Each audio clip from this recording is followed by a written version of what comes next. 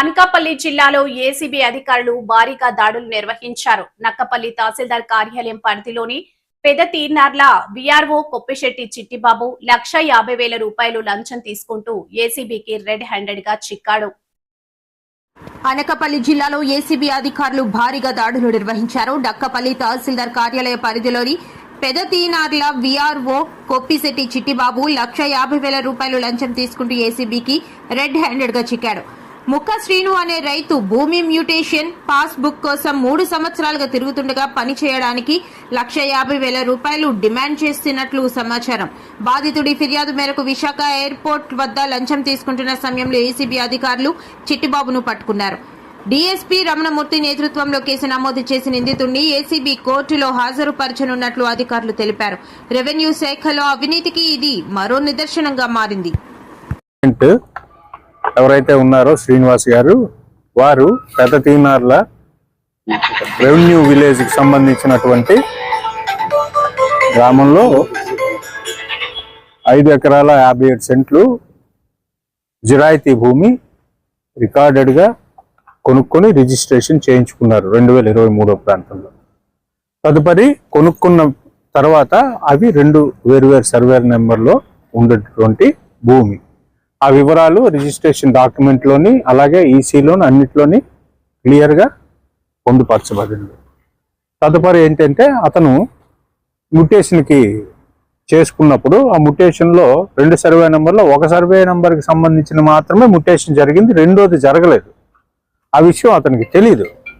అంటే మొత్తం అయితే సబ్సిక్వెంట్గా ఆ భూముల్లో ఉన్నటువంటి అతని పొజిషన్లోనే ఉంది, అతని అధీనంలోనే ఉంది, అతనే సాగు చేసుకుంటున్నారు.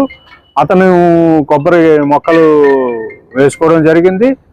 సబ్సిక్వెంట్గా ఆ కొంత భూమికి సంబంధించినటువంటి ఈ గవర్నమెంట్ ఎప్పుడైతే ఈ ల్యాండ్ని ఎక్వైర్ చేసిందో ఆ 2 ఎకరాల 14 సెంట్లకి సంబంధించినంత మాత్రమే అతనికి కాంపన్సేషన్ లభించింది, మిగతాది రాలేదు. ఎందుకు రాలేదు అని చూసుకుంటే ఇతని పేరు లేదు అడంగల్లో.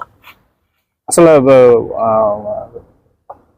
పొజిషన్లో ఇతను ఉన్నప్పటికీ కూడా భూమిలో అతను ఉన్నప్పటికీ కూడా అది వేరే, అది ఎవరి పేరు, అమ్మినోడి పేరు లేదు, కొనుక్కున్నోడి పేరు లేదు, వేరే అతని పేరు. ఇదేమిటండి అని అంటే ఇది ఎవరిని అడిగితే ఎంఆర్ఓ గారిని అడిగితే డిటి అంటారు, డిటిని అడిగితే విఆర్ఓ అంటారు, విఆర్ఓని అడిగితే సర్వేయర్ అంటాడు.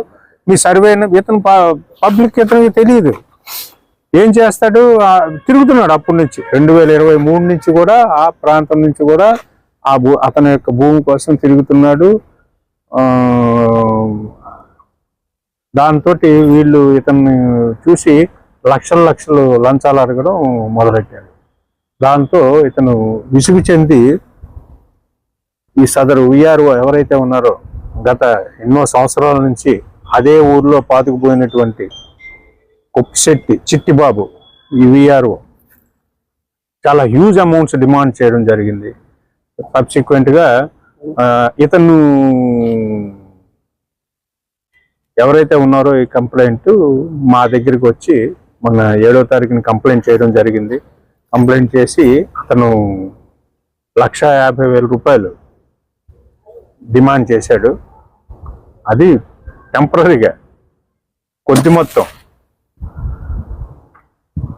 అతనికి లంచం ఇవ్వడం ఇష్టం లేక మాకు రిపోర్ట్ చేయడం జరిగింది.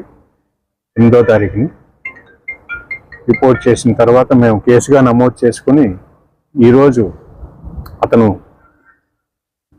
విశాఖపట్నంలో ఎయిర్పోర్ట్కి సమీప ప్రాంతంలో నేను వస్తాను, అక్కడికి వచ్చి నాకు డబ్బులు ఇవ్వండి నేను తీసుకుంటాను అంటే మేము అక్కడ మాట వేసి సదరు విఆర్ఓకి కంప్లైంట్ డబ్బులు ఇస్తుండగా రెడ్ హ్యాండెడ్గా లంచం తీసుకుంటుండగా ఆ విఆర్ఓని పట్టుకోవడం జరిగింది.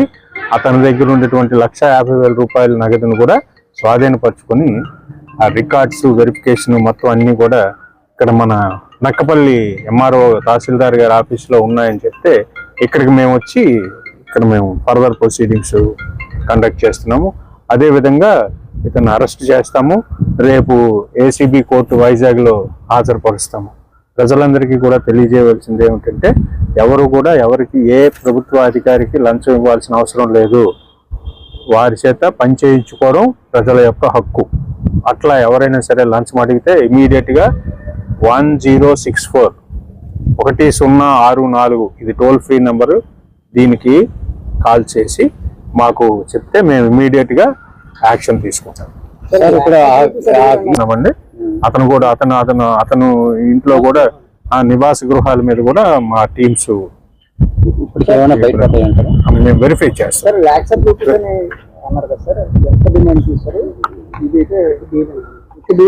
అది కూడా మేము వెరిఫై చేస్తున్నామండి. అది కూడా మేము ఇంట్రాగేట్ చేయడం జరుగుతుంది. చేయడానికంటే